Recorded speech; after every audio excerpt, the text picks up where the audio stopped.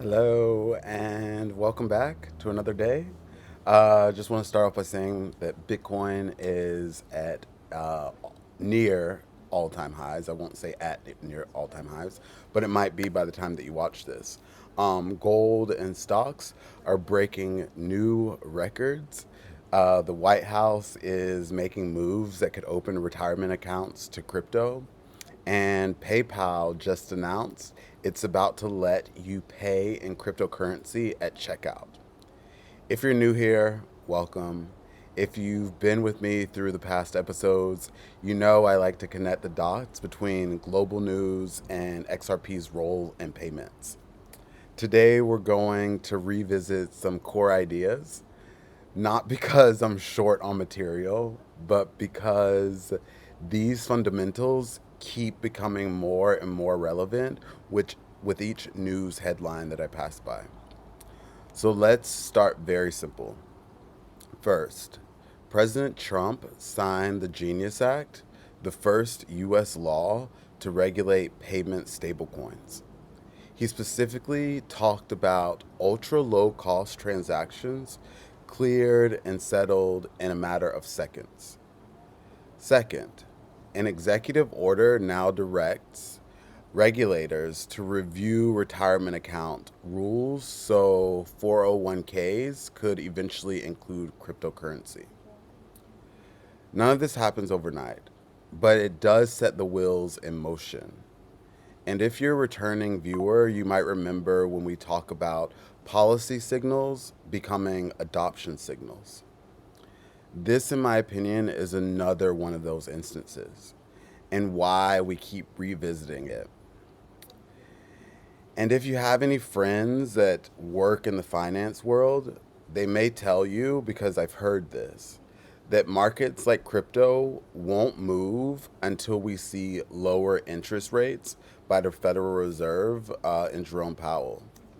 And at the same time, we watch as Bitcoin touches all time highs and Ethereum does the same. You may be just as confused as me looking at this. It's also very well known by many that have followed cryptocurrency bull run cycles in previous years that altcoins are blue chip tokens. These are like the tokens outside of Ethereum and Bitcoin that are have given mass adoption or like have been given approval into like who they are and what they do. Um, but these altcoins, they have validation in their name and their standing. That they react positively once Bitcoin and Ethereum make the current moves that they're making now. I don't have a crystal ball, but I do think we may have to admit soon that when utility, regulation, and institutional adoption intersect the way we understand and look at charts or predict these charts, may need to shift to match such a dynamic point of crossing, which I feel like we're at. To add to my point, recently Eric Trump, the son of Donald Trump, recently said on CNBC the financial system that we currently have is broken, slow, and expensive. He called SWIFT, and if you're not aware, SWIFT is the current messaging system that helps move money cross borders that banks use currently. But he called SWIFT a complete disaster for cross border payments. Something's lining up here. If you've been here since the early episodes, you'll recall I said Swift was never designed for real time settlement. It's a messaging system, not a payment rail. This isn't me speculating.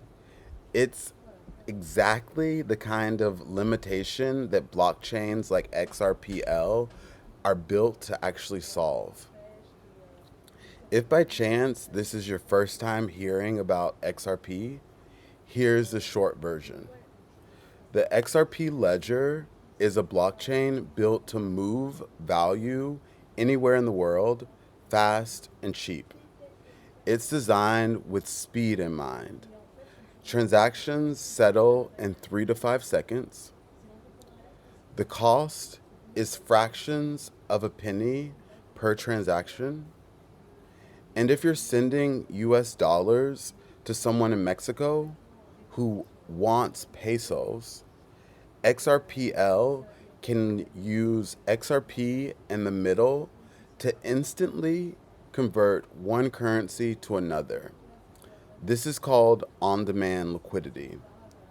And if you've heard me explain it before, it's worth hearing again because this is XRP's absolute core utility. XRP is, in fact, a bridge asset. Next up, and we've covered this, but PayPal has announced recently that in the coming days, US merchants will be able to accept payments in over 100 cryptocurrencies, including stablecoins, and instantly receive US dollars or PayPal stablecoin PYUSD. This is huge. PayPal is a huge company that is admitting to embrace this new technology. And they will need resources to allow this to come online.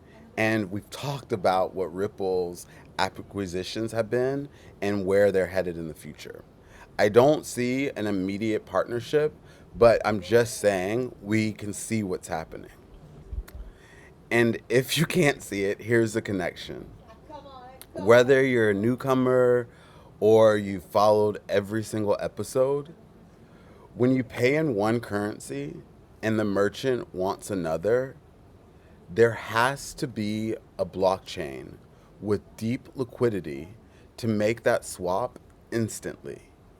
Without liquidity, payments would slow down or cost more.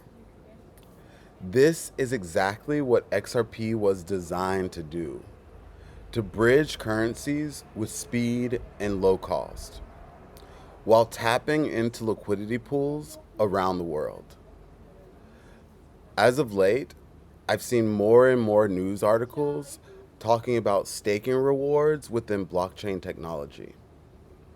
XRP itself doesn't have native staking because it's not a proof of stake network.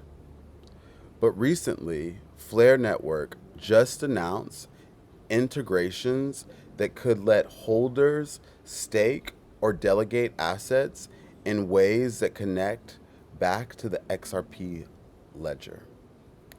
And why am I bringing this up again? Because it's a reminder that XRP's role can extend beyond payments. It can extend into smart contracts, data feeds, and yield opportunities. I really want to point out yield opportunities because we've never seen a system before where our money actually works for us. And this is like mind boggling to me. And all of this that is happening, excuse me, without changing what XRP does best, which is to move money. And other companies like Flare believe in the possibilities as they build out ways to interoperate with XRP's core technology. In the last episode, we referenced ETFs as a basket. You can buy on the stock market that tracks the price of something, like gold, oil, or even Bitcoin. A spot ETF, on the other hand, holds the actual asset, not just a contract. We've talked before about how major stock exchanges are proposing new rules to list certain crypto ETFs even faster. If these rules pass, it can make launching crypto ETFs easier than it is today. BlackRock, the largest asset manager in the world, says it has no immediate plans to file an XRP ETF. And if these ETF pipelines become easier, they actually may never need to rush to file anything at all. Either way, we are seeing both the demand for new assets and at the same time, the possible easing of rules to sell these assets to clients, all happening within the same news cycle or at least consecutive news cycles. So here's what's up. World leaders are openly calling for the financial system to be fixed and that the current system is broken. And this isn't just in the United States. This is also in places like the EU, where Christine Lagarde has also references of a need for a new financial system. Payment giants like PayPal are adding crypto rails to their current system. US policy is pointing toward faster, cheaper payment systems. XRP is built for this exact environment. It can settle payments in seconds. It can settle for pennies or even fractions of a penny, with deep liquidity built into it to connect currencies across the world. You'll notice that none of this is a new claim. We've been talking about this since the very first video that I've done. The difference is the world is now catching up, and it's catching up very quickly to the conversations that we've been having here all along. Again, none of this is financial advice. It's really just a deep dive into what I think is a new system that is forming in front of our faces. And I want to be a part of it. I want you to be a part of it. And so this is why I break down this information constantly. I connect it to news that is happening all around the world. And then I see if this hypothesis still stands and if XRP is something that we should hold or let go of. Thank you for joining me for another episode. These have been really hard to film because I'm on holiday and I want to relax, but I also want to be here and connect with you and discover this new technology that's in front of us. Thank you so much for joining me. Please like, subscribe, leave more comments. If you have any ideas of where we should go with new episodes or questions about what XRP does, let me know. I will love to dive in. And thank you so much for joining me. And until the next episode, I'll see you later.